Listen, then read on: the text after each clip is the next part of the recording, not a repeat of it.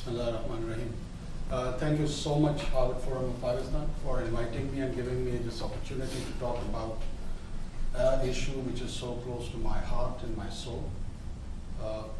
I see Siraj probably after 13 years. We were together in a forum arranged by one of our common friend, Gulmina Bilal, who runs a blog, Individual Land. You guys can Google her. And we did discuss Balochistan issue in 2007, in which we were together in that part in the same city.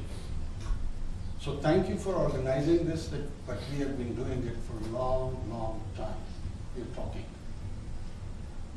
I kind of thought that I would give you a mental tour of a history, that what Balochistan is. For that you need to understand what Pakistan is, or what the idea of Pakistan was.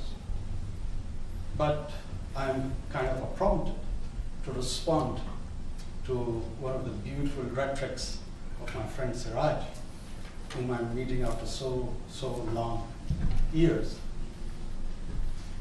Here we are talking about some fancy vocabulary about missing persons, about human rights violation by the state of Pakistan, regressive, and to an extent, probably one of our past, some of our actions is providing fuel to this sort of narrative. But I grew up in same Balochistan in Quetta, where I bought the copies of Discovery of India and Glimpses of the History by first Prime Minister of India, Jawaharlal Nehru. I see a Balochi Academy funded by the state of Pakistan and government of Balochistan in the middle of Jinnah Road, constructed during 90s, probably 91 or 92, or maybe later 90s, I'm not sure about the dates. What Baloch is, I'll comment on that, but Pakistan has seen as one of the most powerful of its president, I'm commenting on the underrepresentation, its president as Baloch, Farooq Laghari.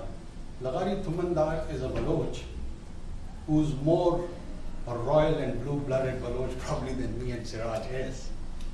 And there's a kind of social and tribal hierarchy. Yes, the province in which we together reside, there have been issues of violence. I agree to that kind of a thing. But that always necessarily does not being initiated or continued by the forces representing state. It's the militant organizations like BLA, BLF, who kind of openly advocate an armed struggle to crave out a new country. You can disagree or agree with it, but this is their stated position, that they want to kill and die for that cause. And the same intellectuals which we are mourning over here, sitting at Harvard, no doubt Maldan tragedy was one of the worst. But these same militants killed Nazma Talib. You probably would have never heard of her name, Google it. She was a mass communication teacher in Balochistan University. She was not representing the so-called deep state. She was teaching our kids, my kids, Siraj's kids, and the kids, common kids of Balochistan. We killed our vice chancellor. Well, not me, the same militants who are having a big foul mouth for human rights violation. We have almost, and most of them, they used to provide services in the education industry. The non-Baloch populace who used to speak Punjabi, Urdu, Kashmiri, and other languages, and who were settled for the last 150 years peacefully side by side with our people. And there's been a mass exodus of around 100,000 people at the hands of state militants. I keep on hearing about, when I got this job of representing the provincial government, I was also worried as a conscious person, to be honest with you, that how many guys are being disappeared, because I hear so much about it.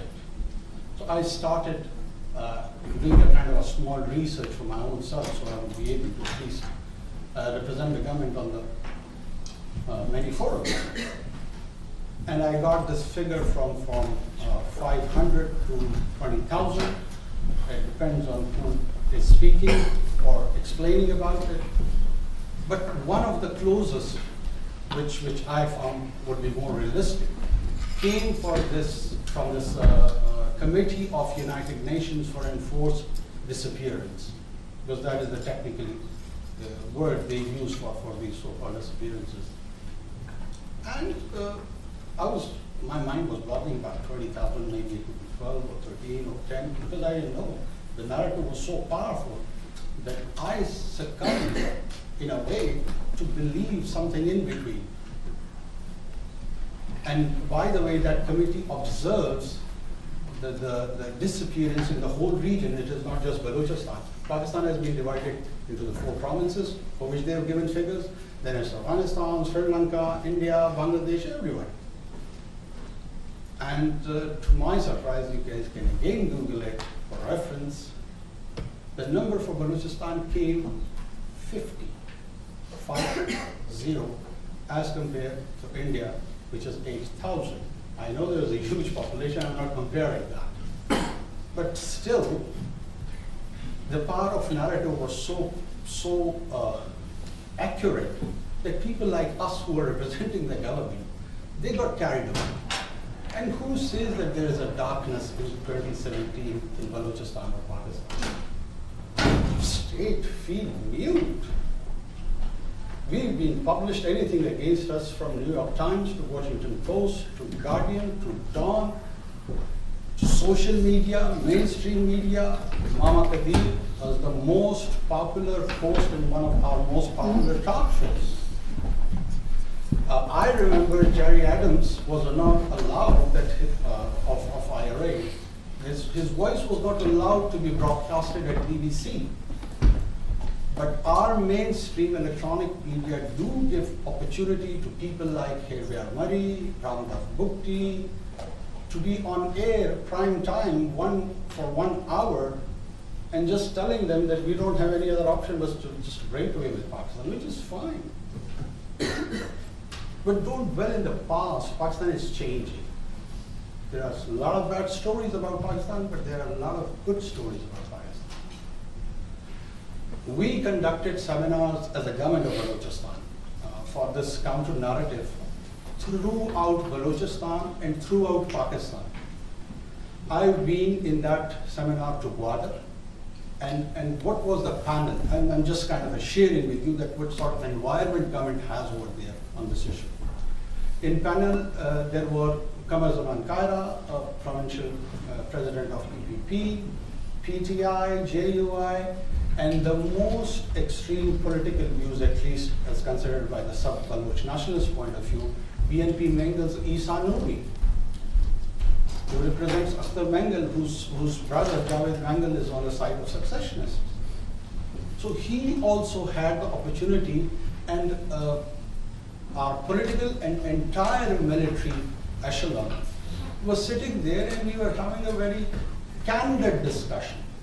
Then we went to Khuzda in Engineering University, and we again had the same sort of panel discussion. We had it in Quetta. We had it in Karachi University. We had it in Lahore, Evan Iqbal probably last month. So this is not the case that we are not talking about. My problem probably is that we are not talking on the relatively neutral side of it. Well, India, there is no doubt about that. A bunch of guys, about 400 or 800, 900, they've taken upon the 5th largest army in the region. Are they doing it on their own? You're going to be kidding me. I'm not here to prove anything in the court of law, but yes, we have apprehended a serving officer. He's not a normal Indian citizen who's just roaming around taking few pictures for espionage. No. His actions, his decisions were directly responsible for the killing of unarmed citizens of my province. My friend Soz over here said that it's only Kashmiris who are suffering. Yes, they are. So do we.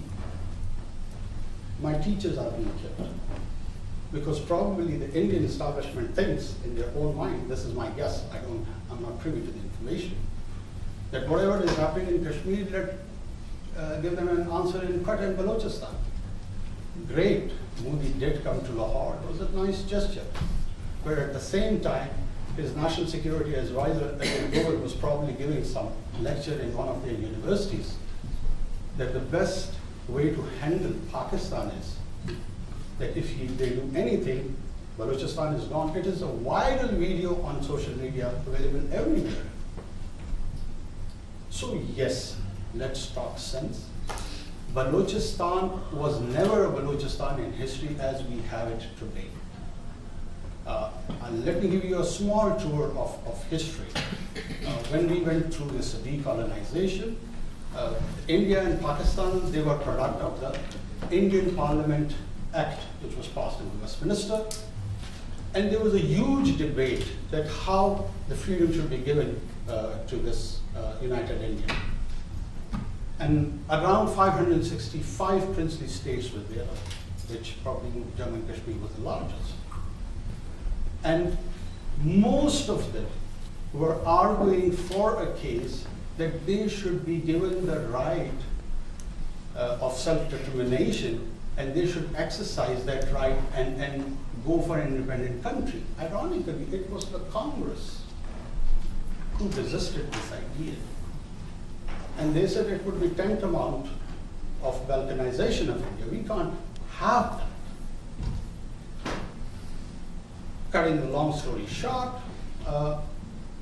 just as advice was given to those chieftains who were running those principalities, that how they could go about either to join this two domains of India or Pakistan, as that was the only legal option available by that parliamentary act.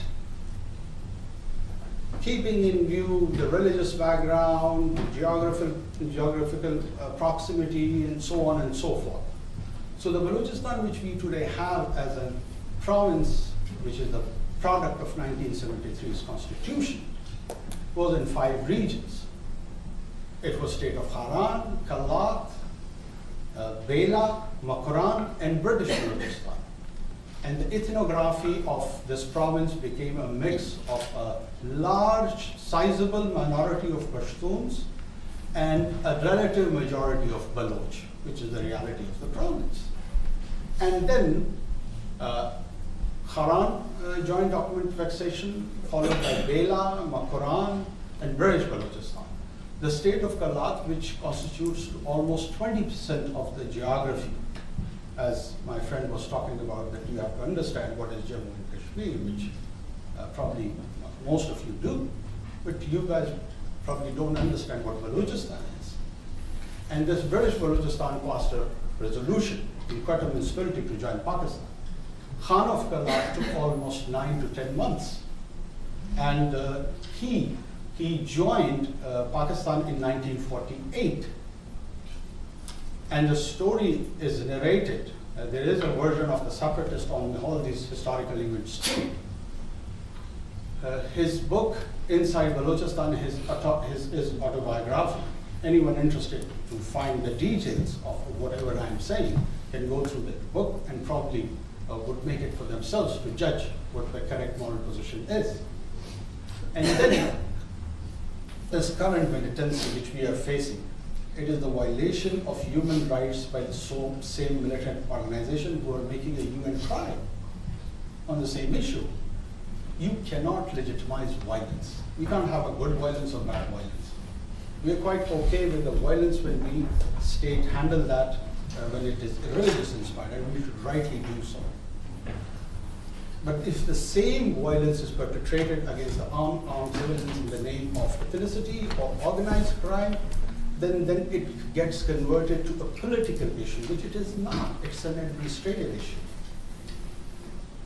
So I'll just conclude this, and we'll come up to this interactive session more, and let's explore for myself also. Maybe there are areas where I got it wrong, I'm quite open to get it clear and get back to my government. Thank you. And thank you, Professor. And we'll have lots of